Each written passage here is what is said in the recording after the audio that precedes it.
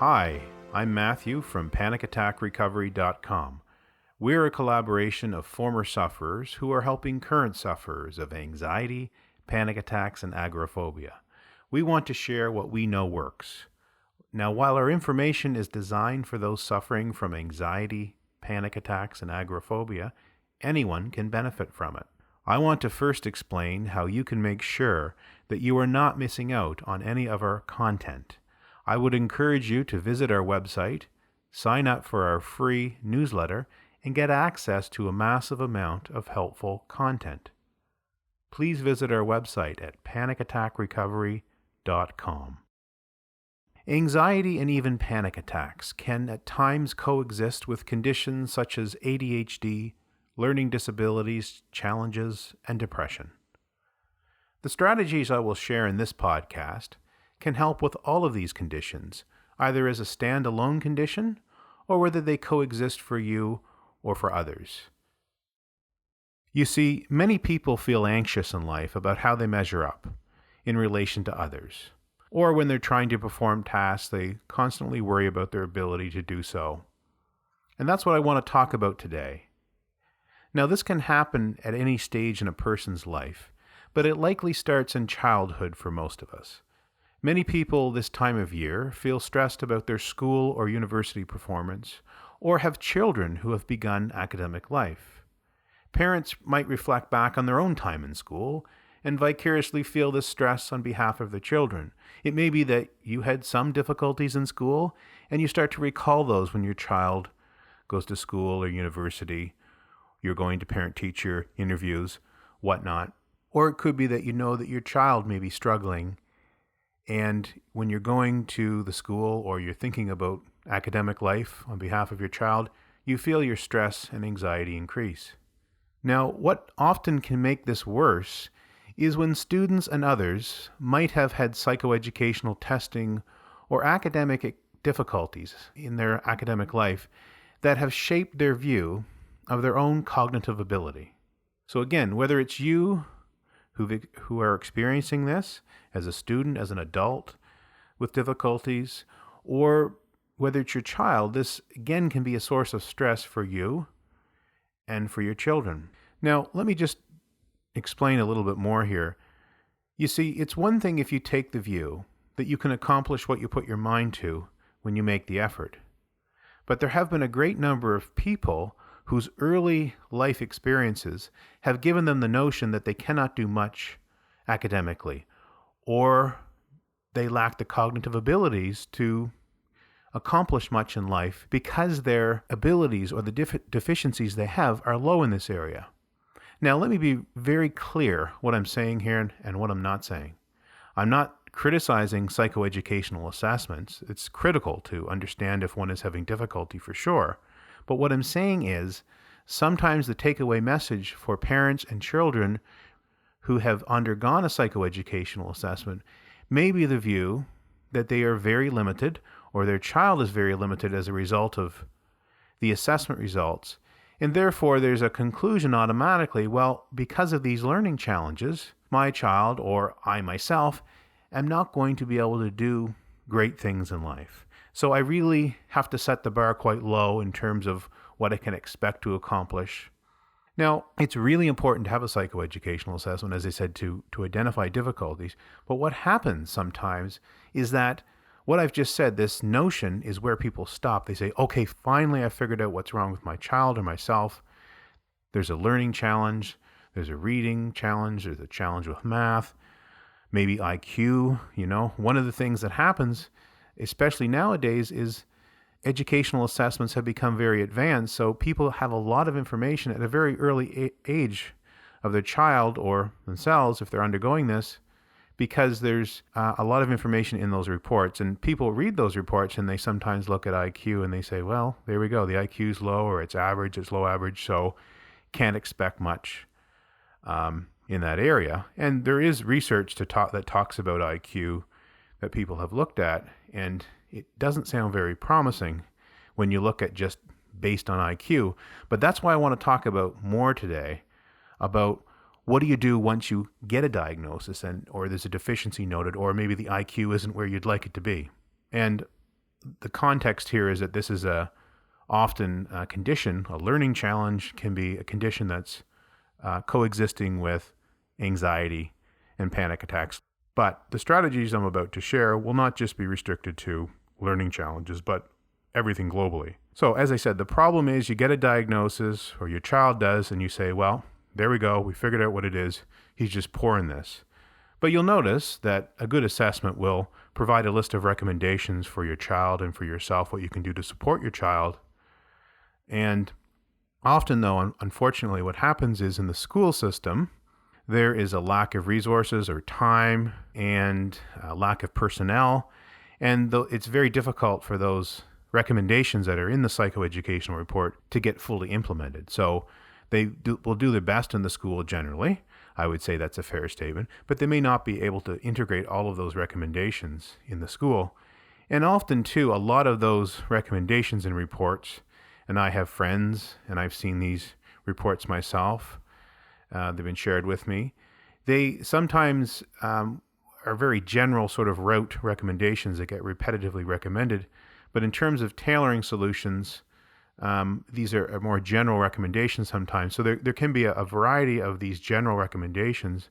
There might be 40 recommendations in a report.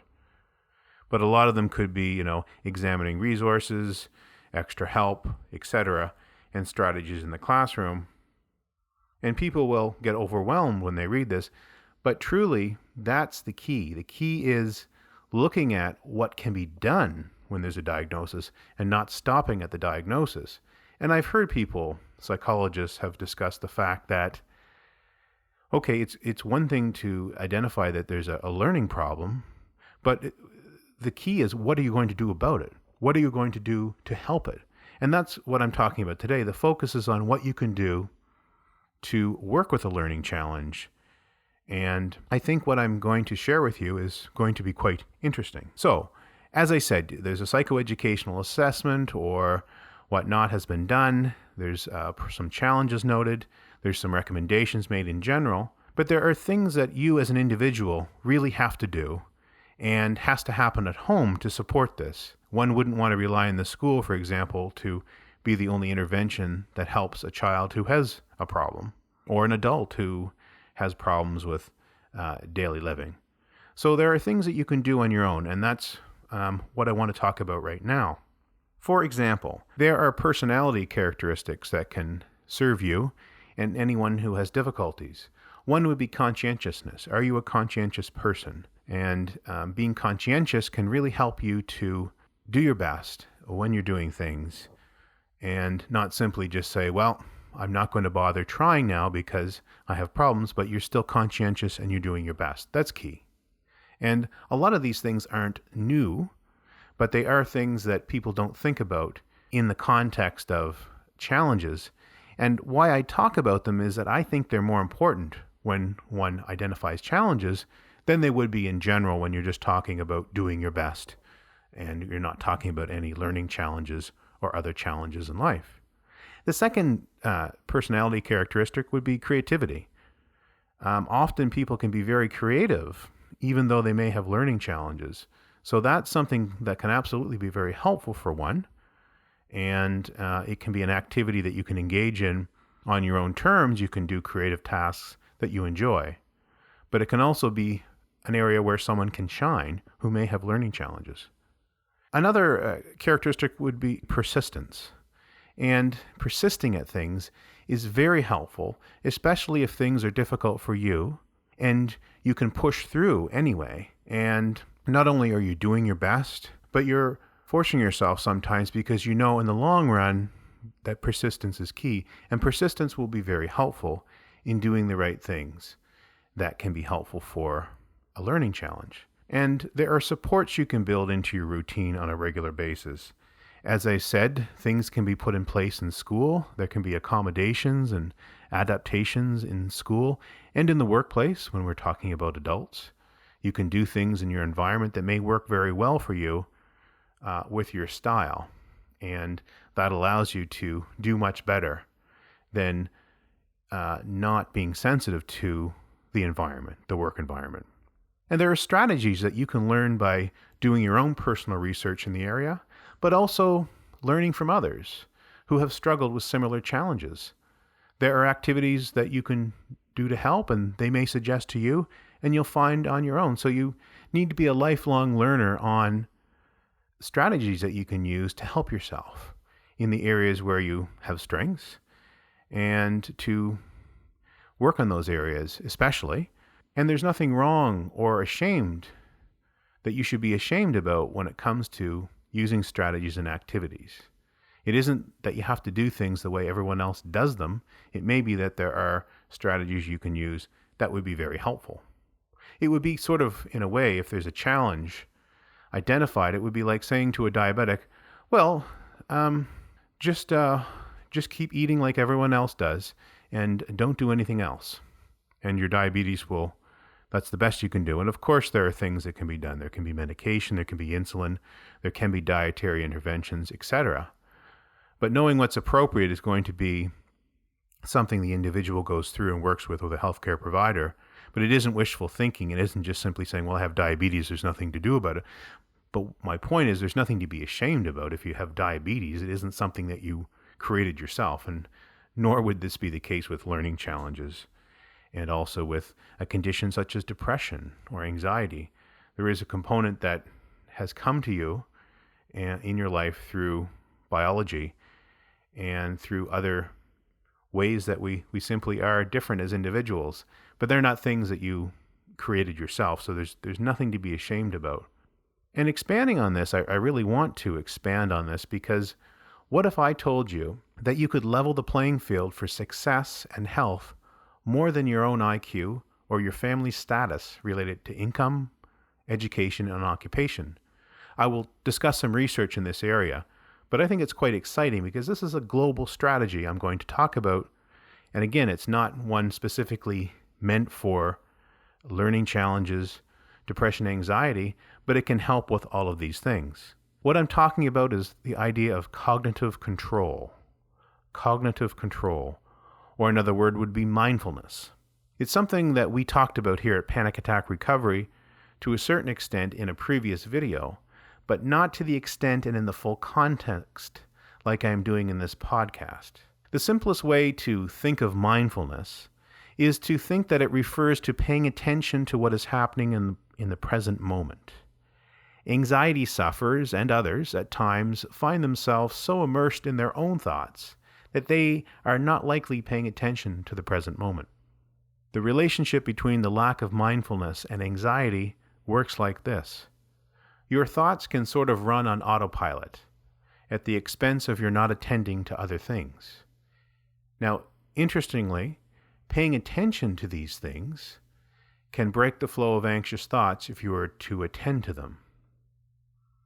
So, when I talk about paying attention to these things, paying attention to the present moment, rather than being in your head often, can break the flow of anxious thoughts. Learning this concept can allow you to avoid missing out on all of the wonderful things that the present moment has to offer. Better yet, you can do so in 2 simple steps. Number 1, by choosing to focus your attention on the present moment and really making a commitment in this regard. Number 2, and this is the most important step, bringing your attention back to the moment when it begins to drift. You might be wondering, what does the evidence say about mindfulness or cognitive control? Authors of a study published in the Journal of Consulting and Clinical Psychology conducted a literature search of 39 studies, totaling 1,140 participants. The participants were receiving mindfulness-based therapy for a range of conditions, including cancer, generalized anxiety disorder, depression, and other psychiatric or medical conditions. The authors concluded, these results suggest that mindfulness-based therapy is a promising intervention for treating anxiety and mood problems in clinical populations. Dr. Daniel Goleman, in his video on Focus, The Secret to High Performance and Fulfillment, discusses the power of mindfulness, which he refers to as cognitive control. In particular, Dr. Goleman discussed a longitudinal study in New Zealand that looked at cognitive control. The results of that study revealed that, and I'm quoting, cognitive control was a better predictor of financial success and health later in life than the subject's IQ or socioeconomic status of their family. That's quite a powerful finding. Again, I'm just going to repeat that for you. Cognitive control, the ability to focus on the present moment, is what cognitive control means, was a better predictor of financial success and health later in life than the subject's IQ or socioeconomic status of their family. The researchers in charge of this study argued we should be teaching cognitive control skills to children in order to level the playing field. Dr. Goleman also discusses research from Dr. Richard Davidson, a renowned neuroscientist. Dr. Davidson discusses that when we are agitated, there is a lot of activity in the right side of the brain, and the amygdala, the triage point for fight or flight response related to anxiety, can be affected. When we are in a positive state, there is a lot of activity in the left side and really no activity in the right. So depending on the situation, the activity on the side of the brain can change. Dr. Davidson paired up with Dr. John Kabat-Zinn in order to address chronic conditions in the workplace. Researchers were hired by a company to teach their employees mindfulness. When taught mindfulness over a period of 8 weeks, researchers found that employees' brains were tilting to the left, and they were once again remembering what they loved about their job. Again, if you recall the information from Dr. Richard Davidson, the neuroscientist, he talked about when we are agitated, there's a lot of activity in the right, and when we're in a positive state, there's a lot of activity in the left, and that's what they found here. So recognizing the benefits of mindfulness, more businesses are bringing mindfulness training into the workplace. Now, these are pretty powerful findings and indications about the benefits of mindfulness and cognitive control. Dr. Goleman also indicates that attention is like a muscle, and we have to exercise it in order to improve it, just like going to the gym to exercise your muscles. Attention can be strengthened by practicing the 2 steps we shared earlier in this video on a regular basis, and that's what's really key about this information. When we talk about cognitive control and mindfulness, and it's like any strategies to help you with your academic life or your anxiety or your focus as an adult in the workplace, this is something that has to be done on a regular basis, like exercise. It's not going to be particularly useful if you do it once or twice and you try to gauge how you feel after that and judge whether it's effective. So in other words, you have to do this in the long term, and the rewards can be huge, as the research indicates, if you do this on a regular basis. But if you conclude after a couple of attempts that it doesn't work, that isn't a very good basis to make any conclusion. But that's often what people do with a novel idea like this. Novel idea in the sense that novel for you to try it. I'm sure you've heard about mindfulness before to a certain extent, but again, never really thought about its power and thought, well, it just might make me focus better, but that really isn't going to change my life. But the research actually says that it can. Now, Dr. Goleman stresses that if you find your mind is somewhere else, bring it back again and gently restart. So the key really is not so much to prevent your mind from wandering in the first place, but to notice when your mind wanders and simply bring it back again.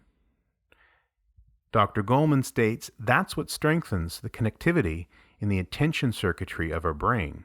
So in other words, it's if you've heard of the concept of neuroplasticity and the fact that the brain can change and we can form new habits, well, we're strengthening new habits in mindfulness, in the attention circuitry of the brain, that will allow you to strengthen your attention over time and become much better at managing it at will.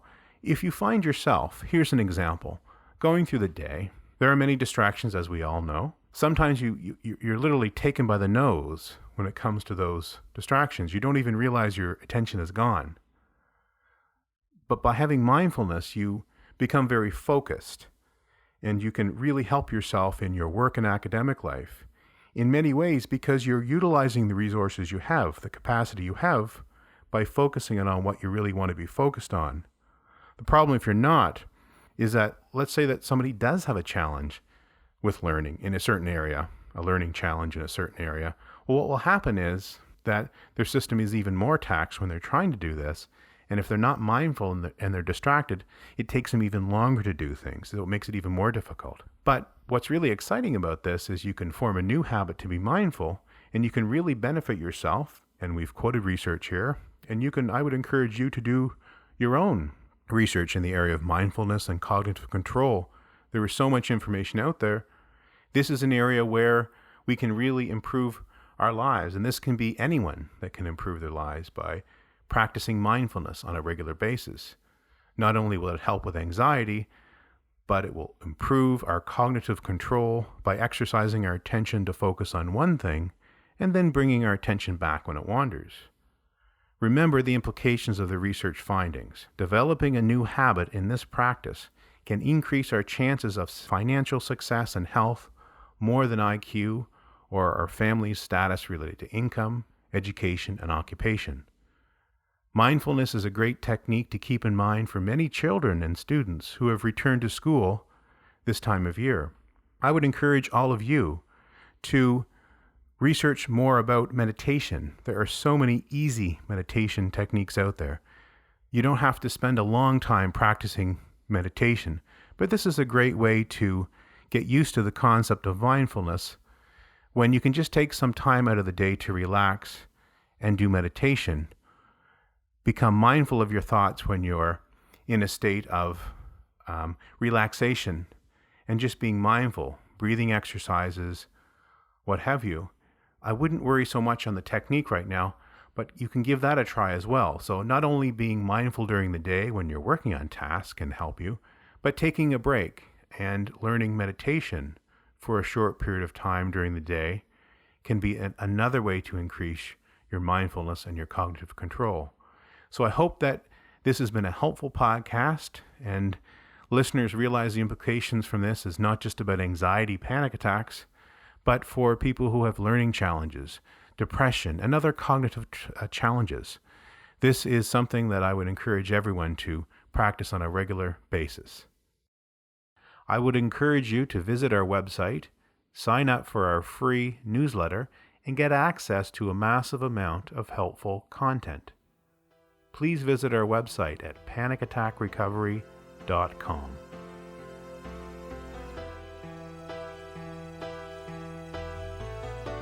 All information presented in these podcasts is provided for educational and informational purposes only. It is not intended to be a substitute for a psychologist, psychiatrist, or other healthcare provider's consultation. Please consult a psychologist, psychiatrist, or appropriate healthcare provider about the applicability of any opinions or recommendations with respect to your own panic attacks, anxiety or agoraphobia, or any other symptom or condition.